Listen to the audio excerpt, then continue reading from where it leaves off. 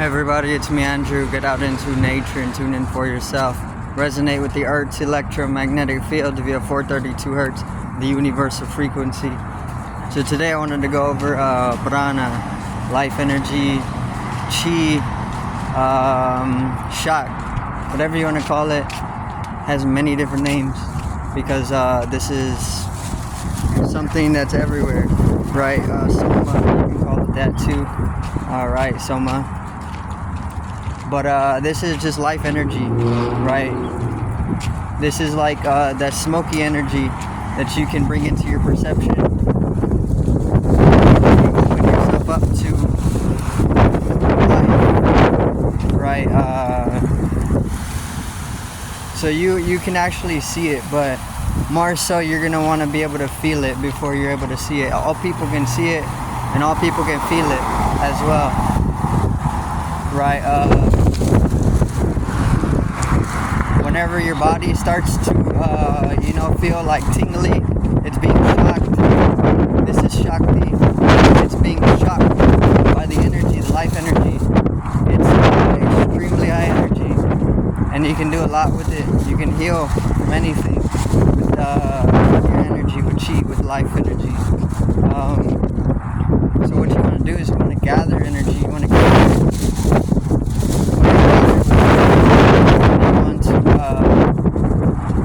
You want to allow the energy to flow through you. You want to let it overflow, right? Because you want to be abundant in life.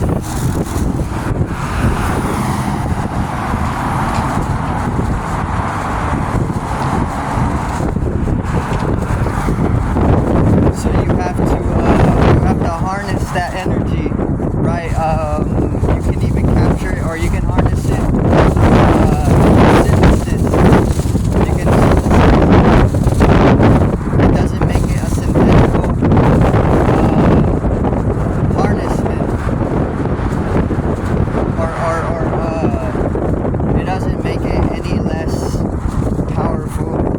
What it is, right? Because it's just life energy. There's multiple different ways to harness it, bring it within yourself. It is everything, right? So photosynthesis, right? You want to charge yourself up with the sun. You just want to expose yourself to the sun. You don't need you can go into the science of photosynthesizing life energy, but you don't have to, because your body is already doing it. Your organism is doing it. It's harnessing prana or life energy,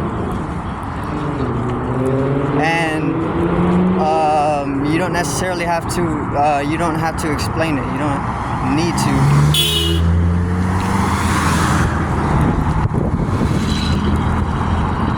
You can explain it, just don't get tangled up in other scientific processes, because then everybody starts getting confused.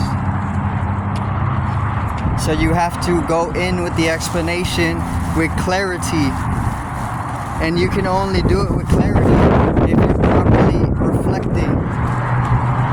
If you aren't properly reflecting, then you're gonna get tangled up and you're gonna be speaking nonsense, right? So you have to be able to reflect.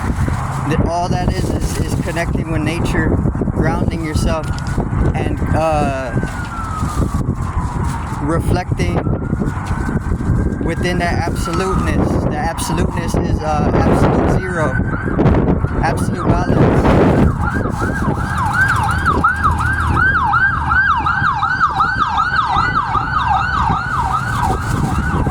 So once you're able to interconnect yourself, or maybe once you're able to reflect upon the interconnectedness, because this is just the nature of it, then you're able, like intuitively, to just speak out the scientific processes of the whole system of it, of obviously synthesizing prana, life energy within yourself, harnessing it,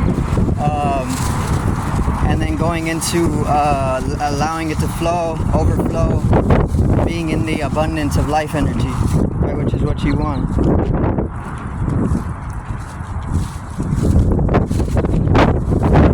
But it's a complex thing. If you make it complex, there's ways of there's simplicities involved in the whole system of it, but then also there's complexities involved in the whole system, the whole anatomy, the whole anatomical structure that they really don't even talk about because it's just not there, right? Or it's maybe too subtle for their instruments to explain, right? But this should be taught in schools. It should have been taught in schools, but it's just not taught, right? But it's just life energy. This is the most fundamental energy that you could connect yourself with, right? All people are connected to it, but you can make it an abundance within you by just shifting your attention into that body of subtler energy, right? And then working through that, rather than working with the more dense bodies. Work through all the bodies, but you can shift your attention in multitudes, quantitatively, to various different sheaths of the total soul, right? And you want to play in that multitude of quantitation of consciousness, right? Because once you start breaking the fixation of sequences and codings on that level, then you're able to alter your perception experientially into completely new dimensions, right? Which is very, very important, because this is actually the evolution. This is how you evolve. That's how you grow, by just growing into other dimensions, right? Which is just adding axis, in a sense, I guess, if you can say that.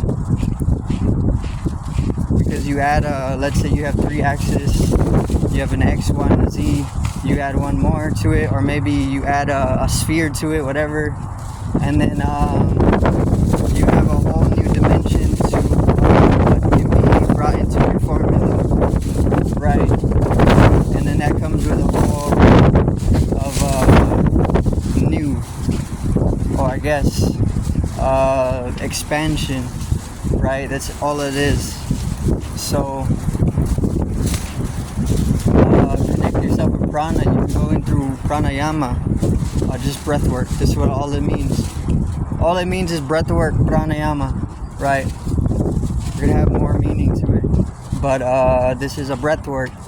When you play with your breath in any sense, you don't even have to do it with any method behind it. You just play with your breath. You can access deeper states of perception.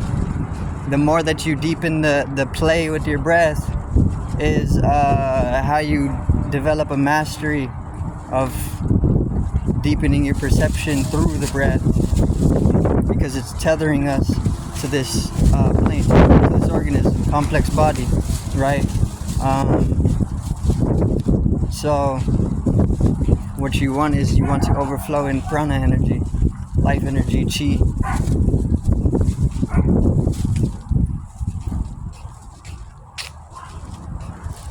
This could keep you safe as well, right? I was talking about this a little bit. It can keep you safe from disease. Any disease, name any disease, and you can keep a certain degree of immunity through the harnessment of life energy. And if you want to go into, let me see, there's multiple methods to be able to harness the life energy, right? You can even just shift your attention, and this is more like just meditation, like a free flow type of meditation. All you have to do is shift your awareness into the natural rhythms where your body is harnessing chi, instead of making a science out of it, or making it a practice or a methodology. Your body's already doing it. It's a natural rhythm. So all you got to do is shift into the rhythms where you're hitting on the drum with and self-reflect, right? Once you're able to self-reflect upon where the chi is being harnessed within your natural rhythms of just being, then you're able to see that this is where I'm harnessing energy, and then you can start working through more of that rhythm, right? And then it kind of becomes like a dance, because you get into the flow of it, which is very important once again for evolution. Really is just the explanation, though, because all organisms already know this, and this is how they're able to harness the life energy, because they know it so well. It's second nature to them, it's first nature to them, because that's what allows for the organism to sustain its form in the first place. That's how fundamental it is.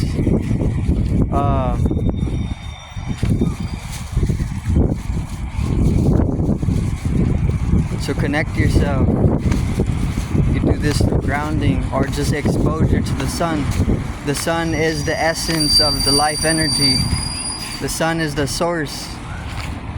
The sun is the source of energy, right? Without the sun, this would be a completely different environment. It's a source of life energy.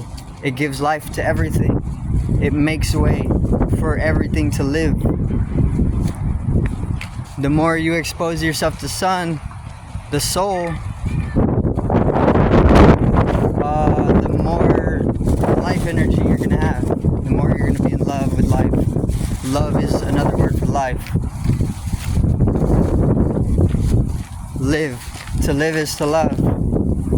Right? So you connect yourself with the sun. This is very, very simple.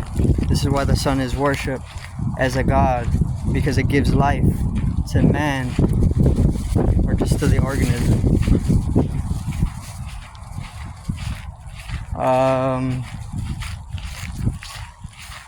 So let me see. Life energy. You actually can't even escape it. You can't escape life energy. Whenever you die, your life energy just go into even higher vibration, right? So they're just being fixated to a certain spectrum of vibratory rate while you're sustaining this specific dimensional form. But the moment that the body isn't able to sustain itself because it gets too old or too weak or too damaged or whatever, your energies, the life energies start to shift themselves vibratorily, and you can, follow through with consciousness and even higher vibration. But I do thank everybody for watching. Peace out, one love.